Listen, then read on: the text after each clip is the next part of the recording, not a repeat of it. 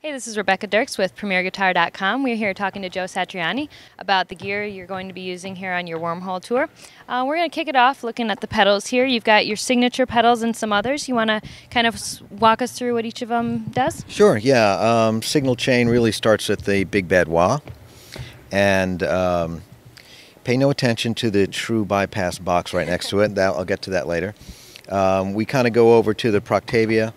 And I should point out that besides the octave, the wah-wah pedal and the delays, pretty much everything is used maybe for one song, maybe two at best for little cameo appearances. So the Proctavia comes on, I believe, just for a solo in Crystal Planet. The chorus pedal I use just a little bit in Crystal Planet, a little bit for the outro of Wind in the Trees. The delays are always on. The Roger Mayer Voodoo Vibe is used for a solo in a song called Pyrrhic Victoria. The whammy pedal is used for the outro chorus on Revelation, and that's it. So they take up a lot of real estate, but they're just little ear candy pedals. I keep the Saturator and the Ice 9 Overdrive there just in case I change my mind about how I want to work with my, my gain levels. And then down here, the Marshall foot pedal there it's actually got 6 little stages in there, and you see the hastily drawn and placed duct tape with funny letters and numbers on it.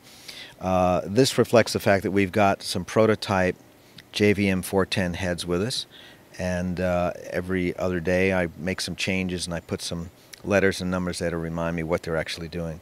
But it looks like during the show I'm using 4 settings more often than not. And then finally back to that true bypass box. That was made by Ben Farjan, the amazing amp builder out of Sacramento, California. Great guitarist in his own right as well. And then Ben made that box for me mainly because we have one rack mount effect. It's an old Digitech Super Harmony machine, and I just use it for the song Why.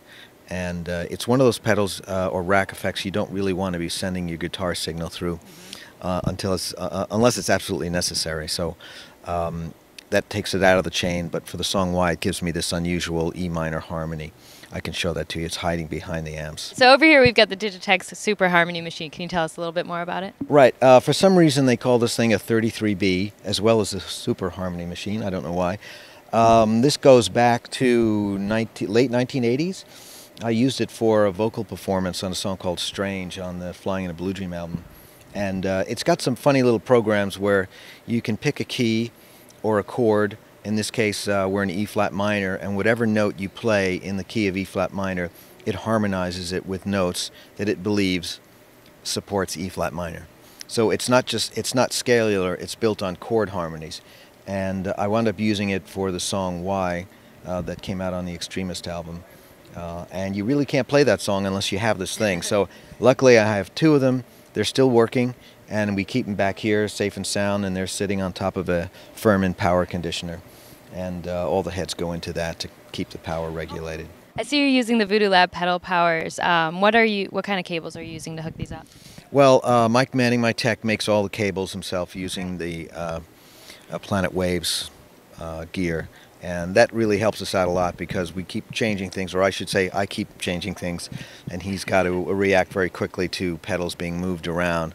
And using the cables that way allows him to customize the length, so it just makes everything a little bit more tidy. This is the JVM 410. These 3 heads are actually clones of each other. These are modified by Santiago Alvarez, a head engineer for Marshall, also a really good guitar player. And he's been working on these things for me for over a year. We've kept the basic design of the 410, which is you've got 4 channels, 3 modes for each channel. So you do get a lot of flexibility. Any working guitarist out there is going to love the fact that it's pretty much got the history of Marshall tones in one head. And as I said before, I'm using about 4 different settings through this show at the moment. So I'm using a clean channel here for its clean tone, down here for sort of like an overdriven 800 tone, and then 2 settings in this overdrive channel here. Number 1, right now you can see the red lights on. That's, you know, my gig is mainly playing melodies and solos full time, so I don't do a whole lot of rhythm work during the show. So that's a pretty extreme setting right there. But what Santiago was able to do with the existing 410 was to get rid of a lot of the inherent compression that was a little bit more popular a couple of years ago. And so now it's a very ultra punchy, super dynamic amplifier. He got it way more quiet, and we got rid of the reverbs, and we put in 4 noise gates, 1 for each channel. We reshaped the resonance and the presence controls so they would be a lot more friendly for me, basically. I didn't want the presence to be so harsh, and I wanted the resonance to be a little bit more flexible, let's say, not so overwhelming in that 100 hertz area. And other than that, I'm using just 1 head during the show and 2 cabinets. We keep a half stack for guests. John Petrucci was playing through that one the other night in New York City. And a spare head as always, just in case something gets finicky with this one. Sure. What tubes are in those? These are, I believe, I don't think that we changed anything about it. They're EL34s, 12AX7s. Yeah, I don't think in the last 12 months we ever tried anything else like 6L6s or KT88s or anything like that. So, I think we kept the EL34s for the whole thing. So are you working on this to be a signature Marshall in the future? We hope in about a year we would be in retail. Excellent.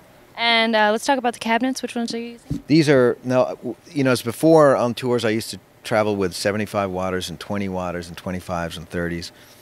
And I finally figured out it's a better idea to go with your straight ahead 1960B cabinets and tune the heads, so to speak, so that wherever you go in the world you're going to find this cabinet. This is the most prevalent cabinet for Marshall. And so I've been really liking this cabinet a lot more than in past where I had a softer sound. I think especially with the addition of keyboards now, we're a 5-piece band, these cut a lot more, so I do like them. And what speakers do you have in them? They should be 80-watt speakers. And what are you miking the cabs with? That changes every day. And I haven't, you know, today is different. What do we got here? Well, I don't know. I wouldn't touch them. I think Russell is always looking for 2 things. He's looking for width and he's looking for bite. And so he's going to mix that from time to time during the show. And so over here we have just a couple things for your acoustic rig, right? That's right. Tuner, the wet reverb pedal, and the radial DI, and the Ibanez JSA acoustic just runs right into that. We use that for the song Andalusia. We have my little PV Mini Colossal. This we use only for the harp mic, for the harp solo in Big Bad Moon. And I believe that takes the direct out.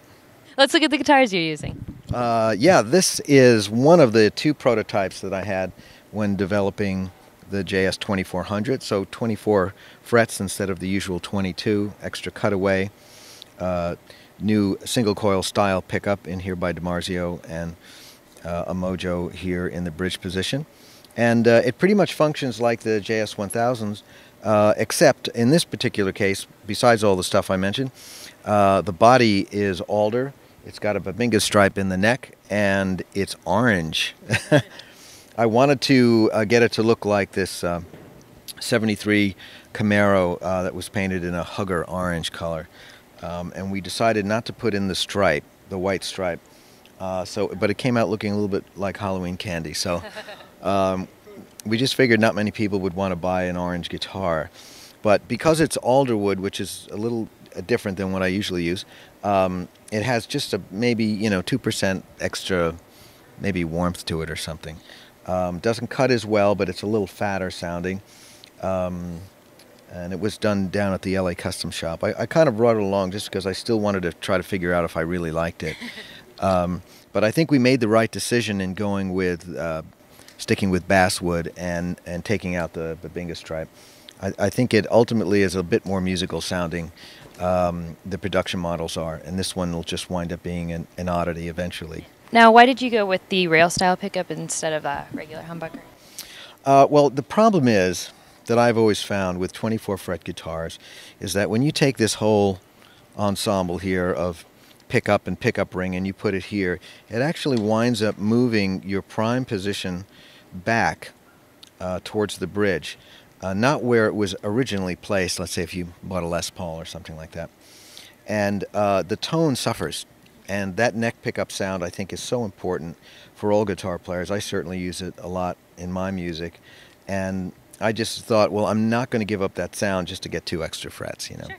So I brought it to those guys. What could we do to solve that problem? And what we come up with is the realization that you really don't need a whole lot of wood after that last fret. Usually they put in, you know, a generous amount, the same amount as you would have for another fret being there. And then you add the ring to this, and this whole section would be back here. Completely different tone. So this allows us here to get this pickup here right where a humbucker's main range of picking up the sound would be. And it really makes the pickup function incredibly well. It sounds like a high-powered Strat, and you can, you know, dial it down and put the high-pass filter in there, and you do get a really beautiful Strat tone. So here we are with my main guitar. It's the Production JS 2400. This is my favorite axe, and did a lot of work on the new album with this guitar. And as you can see, it's pretty much like a JS 1000, except we've had the new cutout, the extra 2 frets, the change in the pickup, and but all the other cool things that make the JS guitar sound great are in there. And the neck is just super playable. It's just so nice. It's a great combination of vintage and modern stylings. And then over here, I couldn't do without the JS 1200. This one also, this 1200 is a bit modified because we put a Sustainiac pickup in here. And I use that on a couple of songs on the new record. Live, I'm using it for, let's see, the song Why. Using it just in regular single coil tone. The Sustainiac guys, they make a really nice single coil tone, so that's why we went with that over the Sustainer. And then Wind in the Trees, a solo, actually uses the Sustainer, and you can pick sustain in the low, mids, or high frequencies. And that's fun to play with. It's really great, very liberating. And of course the neck and the body, the wood, look at those chunks, look at that. That makes a guitar worth playing right there. You know, it's identical to the 2400, and so the playability is there, and it's the same neck that's on the 1000s. It's a great guitar, and it's beautifully red. This was a prototype that we started working on this guy maybe 6-7 years ago, and none of them ever really worked out. And then Steve Blucher sent me some new pickups from DiMarzio, and suddenly the guitar came to life. I used it on the Experience Hendrix tour last March. We put a maple neck on here, and right now it's sort of like a backup live radio show guitar, and it's become Mike Keneally's warm-up guitar. Even though he doesn't play guitar on tour, he warms up on guitar and then goes out and plays keyboard, so go figure that out. Anyway, this is a beautiful color. This was going to be the JS 1200 color until we all decided red was better. But I think blue is coming. Just recently tuned the beautiful JSA acoustic. This guitar, you know, what we tried to do with this guy was to make a beautiful sounding acoustic guitar. We didn't put any extra holes anywhere, so it's a fully functional acoustic guitar. And then hidden in there is the Eclipse system by Fishman, sorry. And it's really great on stage. It allows me to get that total acoustic tone and playability without worrying about the crazy feedback and the squeals and all that. And it's so black. How much blacker can you get than that? Look, we can see ourselves in there. Look at that. Yeah. You look marvelous. So how does what we just saw differ from what you use with Chickenfoot?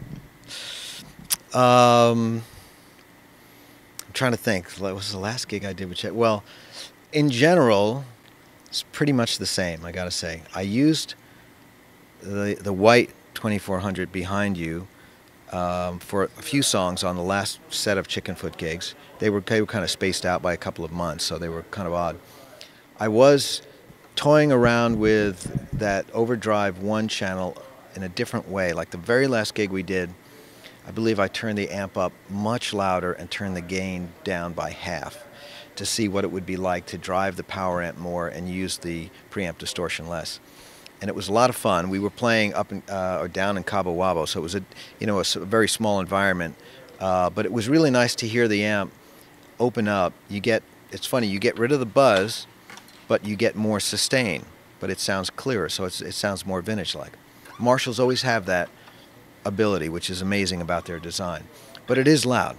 I mean, you're talking 114 dB starting point, you know what I mean? So it's truly rock music right at that point. And then I think on the very last show we did, or maybe it was Palm Springs or something, I had just taken receipt of the very first 410 that was modified, and I did a show with that, and I really loved it as well.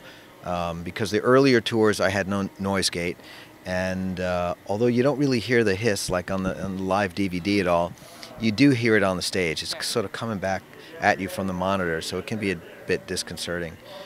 Speakers were, I think we had one 1960 cabinet, and maybe we had some others. Mike, did we change that?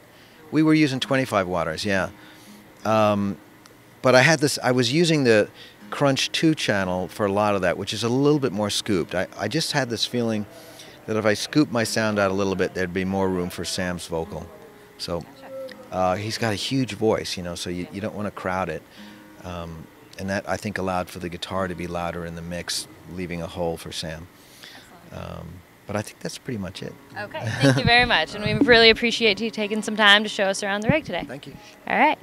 This is Rebecca Dirks with PremierGuitar.com.